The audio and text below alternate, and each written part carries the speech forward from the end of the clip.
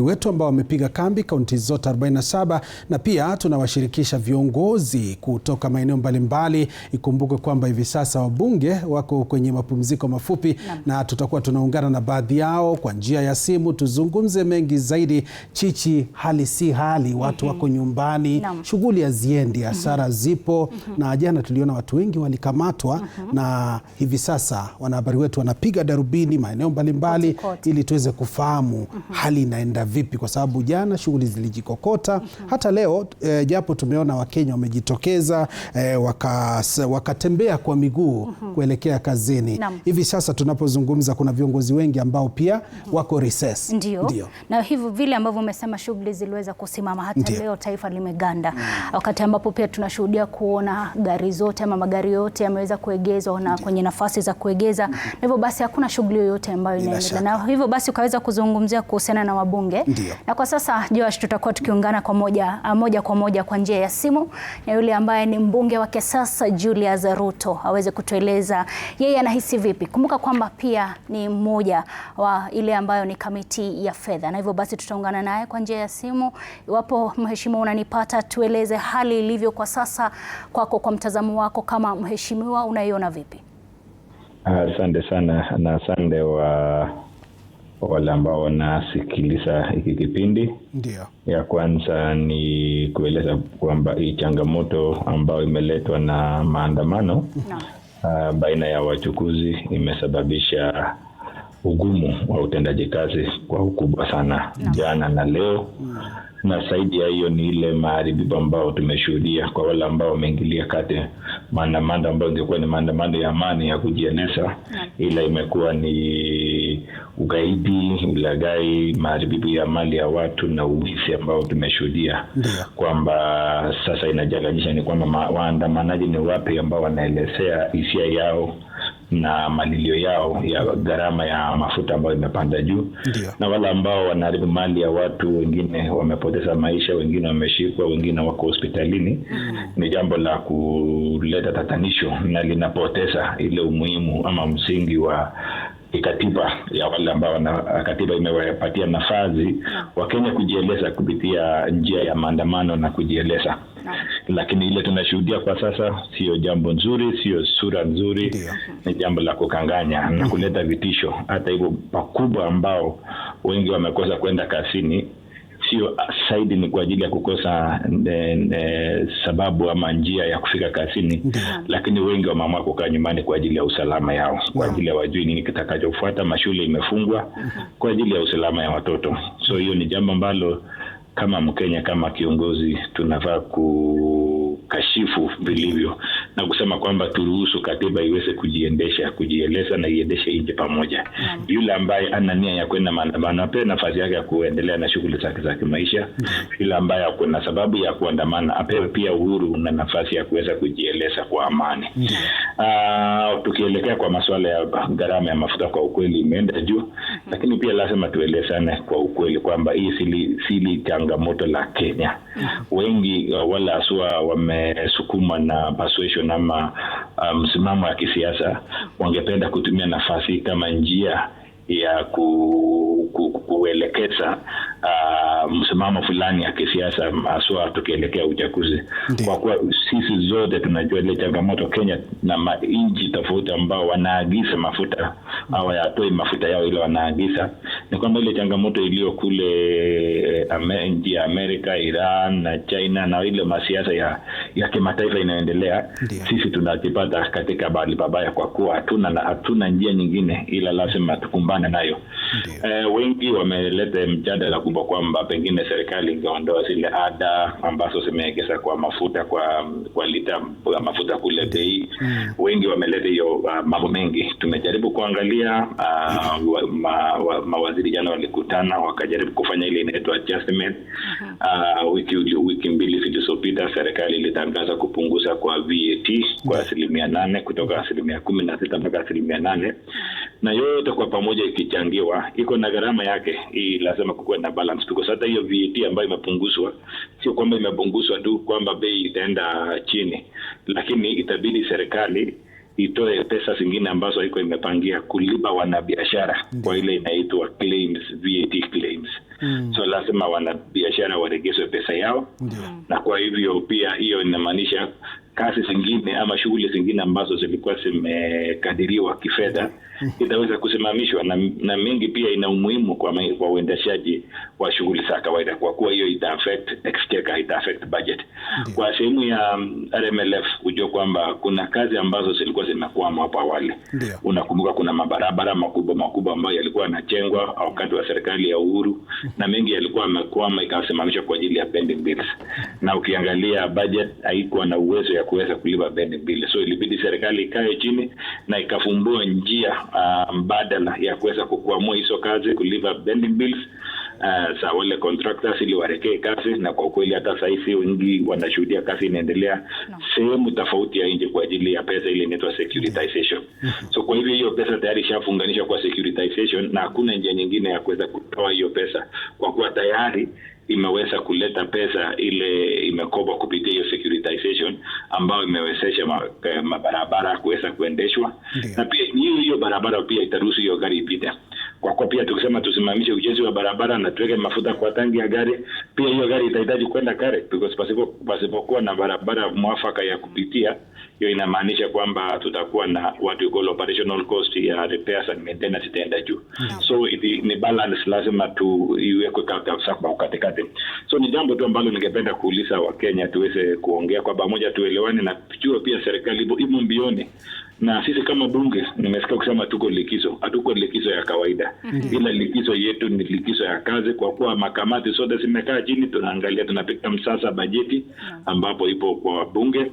Na hivi karibuni mwezi ujao waziri atakuja kuwakilisha, lakini kabla ya hiyo, kulingana na sheria inapatia jukumu kila kamati ya fedha. Tunavyoongea hizi kamati yangu ya pesa, tunakutana na wizara ya fedha, pia nao wajieleze katika wizara yao malengo yao ya kifedha ni kipi kiko, na pengine pia kwa wakati huu kwa ajili ya hali ya mafuta iko inatupatia nafasi kesho tukiangalia finance bill ni nini tunaweza kuza ili tuone kwamba tuteremushe some taxes kwa mafuta. So imekuja kwa wakati ambao unaofaa. Sasa ile tunajadiliana kwa vitu ambayo itahusisha Wakenya, ili bunge itakaporejea tutakuwa tayari na suluhu ambao tutapeleka kule bungeni kuwasilisha.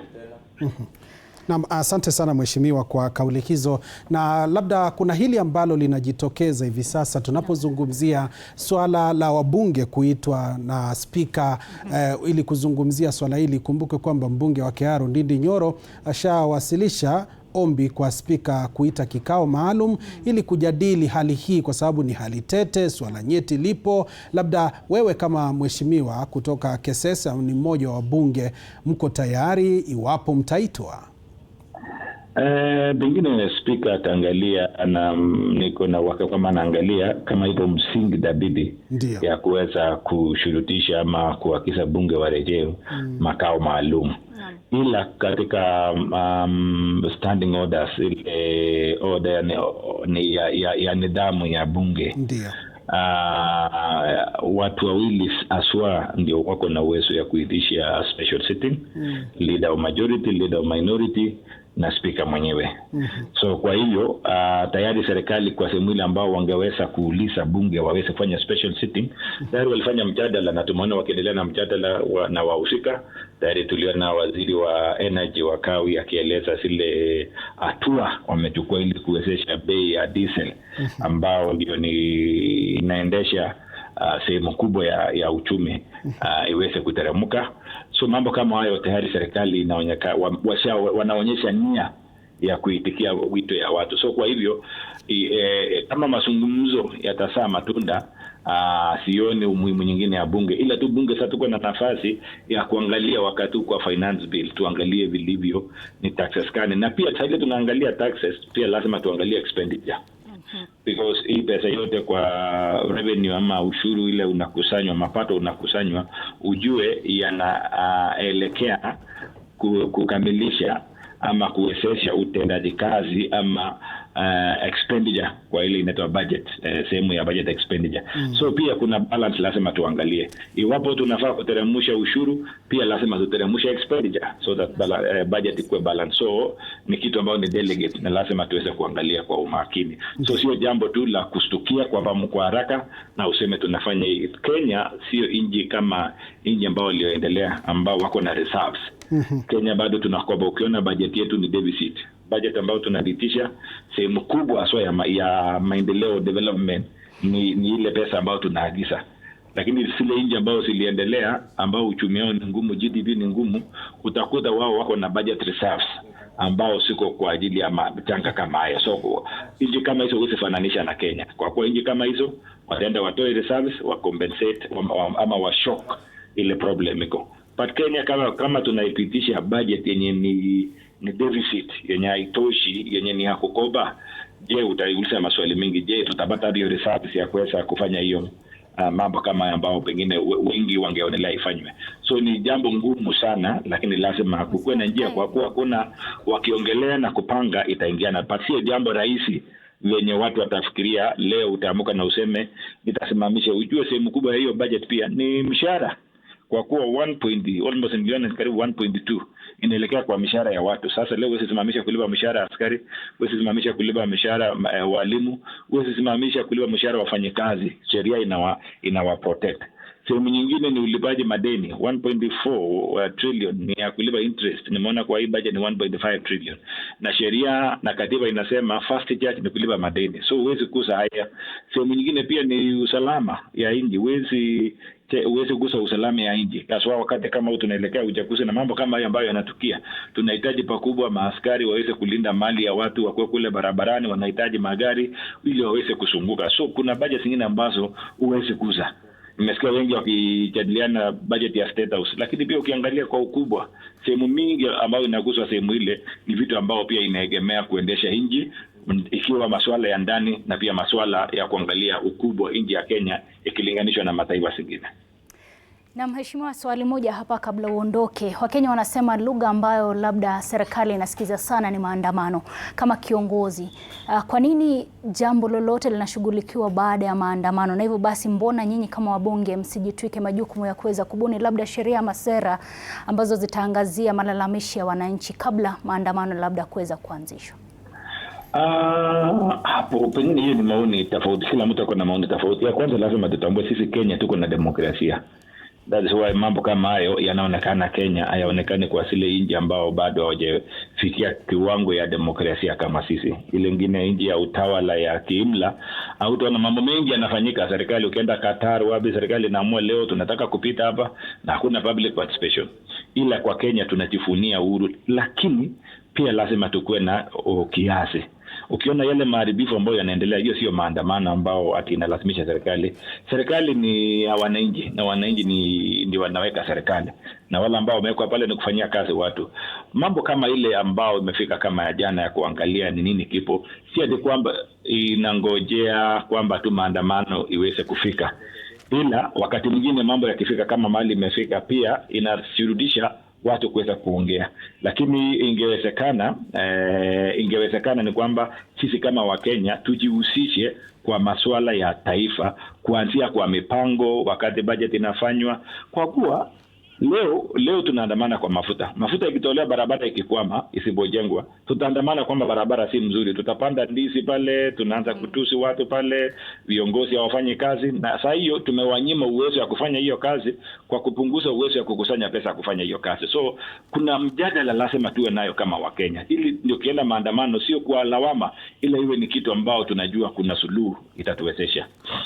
Ndio mheshimiwa, umezungumzia swala hilo la kushirikisha kila mtu. Swala la public participation limekuwa changamoto sana humu nchini. Kumbuke kwamba wakati wa mswada ambao ulikuwa mwaka 2024 kulikuwa na ati kwamba Wakenya wanazungumzia housing levy, lakini mwisho wa siku ukapata kuna ile ushuru ambao unatozwa bidhaa wa 16% ukaweza kupenyezwa na ukaingia. Labda katika hili swala la public participation, ni vipi tutahakikisha kwamba ile public confidence inaafikiwa, kwa sababu kuna changamoto hapa. Wakenya wengi hawana imani kwamba viongozi wanawatakia mema katika public participation. How should we strengthen this? Mimi kwangu nina maoni tofauti, kwa kuwa nimejihusisha na maneno ya public participation haswa katika ile kamati, niko kamati ya fedha. Miswada mingi ambao inaopitia katika kamati yetu ni miswada ambao inahitaji pakubwa kuhusisha wananchi, na tumekuwa tukihusisha hata finance bill ya mwaka hii tayari tumepanga tutakuwa tunatembelea makaunti tofauti kuuliza maoni yao ni yapi. Ila tu changamoto tunayo hata wakati tunaenda kule kwa mashinani kuongea na wananchi, ni fahamu ya wananchi kuelewa miswada inaendaje. Bado tungali na changamoto kubwa kuelimisha wananchi waweze kuelewa public participation na miswada ambayo yanapelekwa. Ile kubwa inajitokeza tukienda public participation ni msimamo ya kisiasa.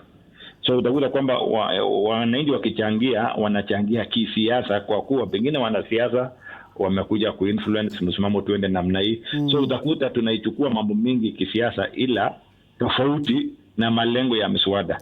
Ukiangalia mswada ya fedha ya 2024 na uangalia makini ile ripoti ya chairman ile ambao ilipitishwa kwa bunge, waje ile proposed bill ambao National Treasury ama executive ili propose, ambayo ilikuwa na maneno mengi wa Kenya walipinga.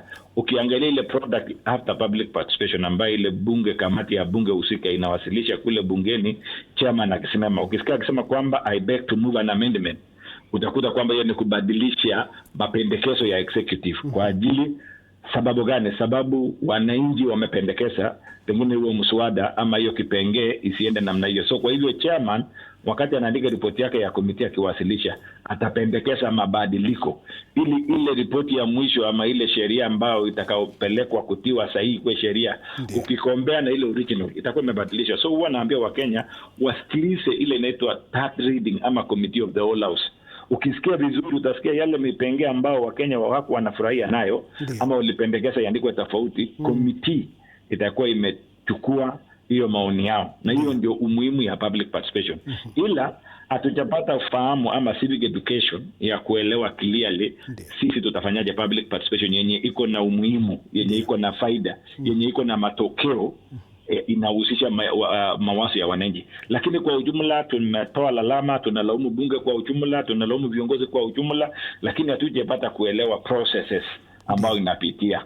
Hiyo process wa Kenya wakiweza kufuatilia, hata wao watakuwa na nguvu ya kupinga na kusema hapana, hiyo kipengee ambao mmepitisha sisi tulitoa namna hii. Lakini utakuta maoni ya sehemu moja ya Kenya iko na maoni tofauti kulingana na msimamo wa kiasi ya hiyo kisiasa sehemu hiyo. Ukienda pembe nyingine iko na maoni tofauti kulingana na msimamo wa kisiasa. Ukienda sehemu nyingine, nakumbuka tukifanya mswada ya Safaricom divestiture, kuna mahali tulienda wakasema hapana, hatukubaliani na uongozi yenye iko kwa sasa.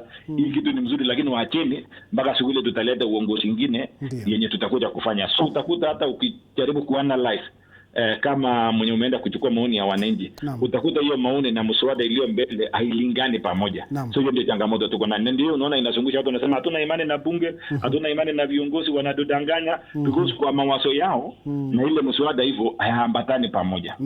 Naam, shukrani sana mheshimiwa. Labda kauli zako za mwisho, wito wako ni upi kwa Wakenya wakati ambapo kuna ati ya uchukuzi humu nchini?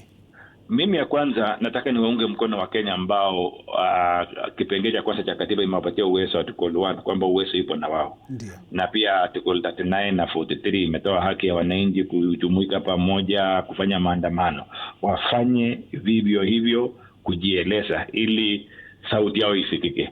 Lakini nataka nitofautiane na wale wanasiasa na wale makaidi ambao wanachukua nafasi na kuharibu mali ya watu, kutishia maisha ya watu. Sasa watoto wako shule, biashara imefungwa, maafisi ya serikali imefungwa, kila mahali hakuna kitu inaendelea. Tunasimamisha inji, tunaleta hasara zaidi. Sasa tunasimamisha hakuna ajira. Tumechoma malori, kama kuna lori ya mheshimiwa fulani imechomwa kule Naivasha, mheshimiwa Jesumei ilikuwa na imeajiri watu, sasa imechomwa. Wale walikuwa wameajiriwa mahali pale hawana kazi. Ile supermarket ilichomwa, hawana kazi. Mimi nataka niwaambie Wakenya tukomae kiasi jinsi ya kujieleza na tulinde mali yetu. Ile tumepata kwa shida tulinde. Yule mama ambaye amejitokeza kushughulikia jamii yake tulinde.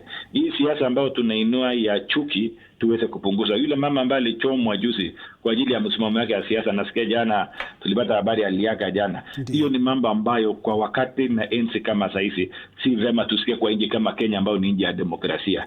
Umuhimu ya demokrasia ni kila mtu kujieleza kwa haki yake pasipo kushurutishwa, pasipo kupingwa, pasipo kukandamizwa. Kila mtu ajieleze, na pia ni uhuru ya mwenye ana shida kufanya shughuli yake kama kawaida. Tukiweza kufika hapo, taifa la Kenya tutaenda mbele, ili tuweze pia kuendelesha uwazi, kwa kuwa hata wale ambao tungewahold account pia nao tunawapeleka kwa defense, na ukipeleka kwa defense itakuwa ni siasa baina ya siasa, na wananchi wataumia, because ukichukua unyako kwa serikali wanaenda defense, hawatakuwa na opportunity ya kufanya accountability na kuimplement programs kwa manufaa ya Wakenya.